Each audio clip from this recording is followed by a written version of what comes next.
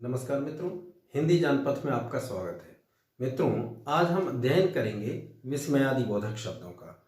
विस्मयादि बोधक शब्द विस्मयादि दो शब्दों से मिलकर बना है। विस्मय आदि अर्थात विस्मय के अतिरिक्त अन्य भी मनोभाव, जैसे विस्मय के बाद घृणा, शोक, हर्ष, विषाद, ग्लानि आदि आदि जो मनोभाव हैं, उन विस्मय आदि सभी मनोभावों का बोध कराने वाले शब्द विस्मयादि बोधक कहलाते हैं।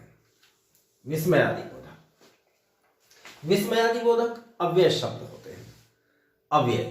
अव्यय जैसा कि पिछली वीडियो में भी अव्यय के जो अन्य भेद हैं तो उनको बताते समय बताया था कि अव्यय वे शब्द होते हैं जिनमें परिवर्तन नहीं होता है।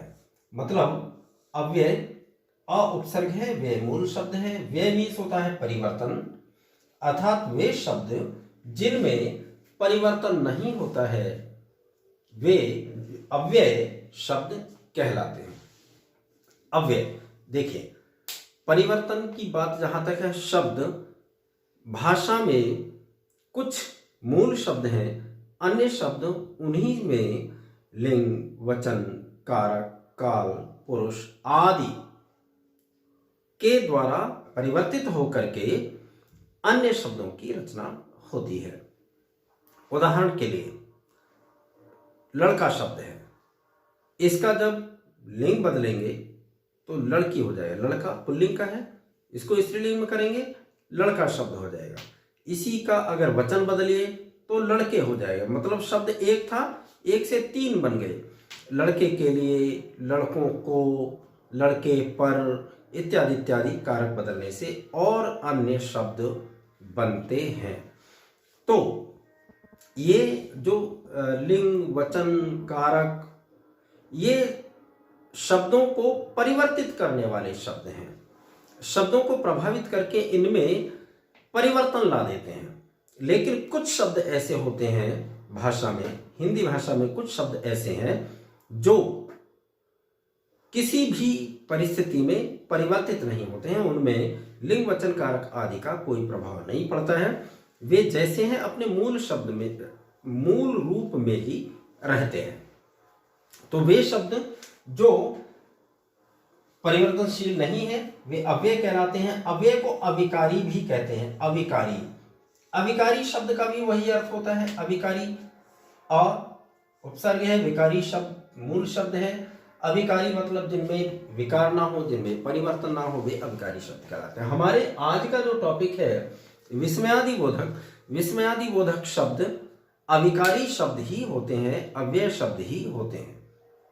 तो वे शब्द, अब इसकी परिभाषा क्या होती है, क्या बनी कि वे अव्यय शब्द जिनसे विस्मय, घृणा, शोक, ग्लानि आदि मनोभावों का बोध होता है, उन्हें विस्मयादि बोधक कहते हैं।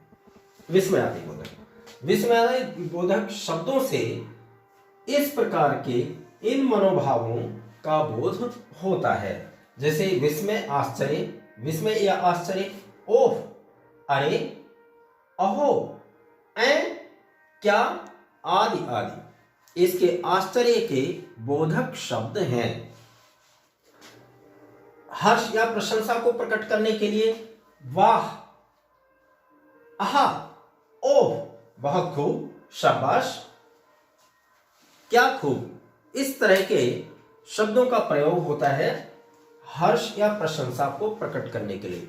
आप देख रहे हैं कि ये जो शब्द है ना, ओह, अरे, आह, वाह, ओह, बहुत खूब, इनमें कोई परिवर्तन नहीं होता है। किसी भी परिस्थिति में कोई परिवर्तन नहीं होता है, इसलिए अव्यय है और ये विस्मय आदि मनोभावों को प्रकट कर रहे हैं, इसलिए विस्मय आदि बोधक अव्यय है।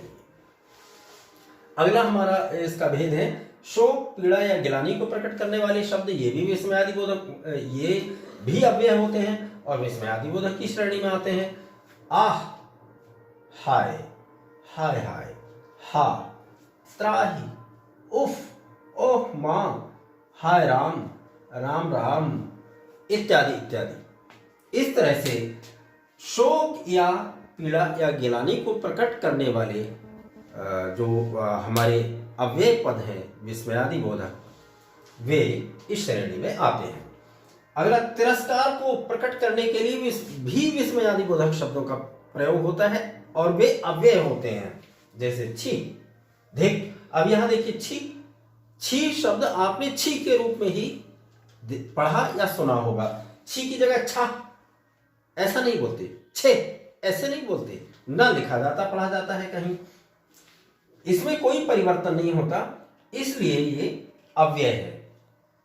धिक शब्द भी, ये जितने भी शब्द हैं ना सब अव्यय हैं, इनमें कोई परिवर्तन नहीं होता है। हम किसी लिंग के साथ प्रयोग करें, किसी वचन के साथ प्रयोग करें, काल, पुरुष, कारक, कहीं भी किसी का भी प्रभाव नहीं होता, किसी भी स्थान पर प्रयोग करें, ये इन्हीं अर्थों, इन्हीं रूपों में प्रयुक्त होते हैं, इसलिए अव्यय कहलाते हैं और ये विस्मयादि बोधक शब्द हैं। स्वीकृति के लिए देखिए, हाँ हाँ हाँ, अच्छा, जी हाँ, बहुत अच्छा आदि शब्द हैं। संबोधन के लिए हे, अरे, ओ, ए जी, ए, आओ, इस तरह के शब्दों का प्रयोग, आदि शब्दों का प्रयोग होता है। संबोधन भी विस्मयादि बोधक के अर्थ में आता है। चेतावनी के लिए सावधान, चेतावनी देने के लिए, चैलेंज के लिए सावधान, होशियार, खबरदार, चेतावनी के लिए। संवेदना प्रकट करने के लिए संवेदना, हाय, राम राम, तौबा तौबा। संवेदनाएं प्रकट करने के लिए इन शब्दों का प्रयोग हम करते हैं और ये सभी अव्यय पद हैं, अव्यय शब्द हैं।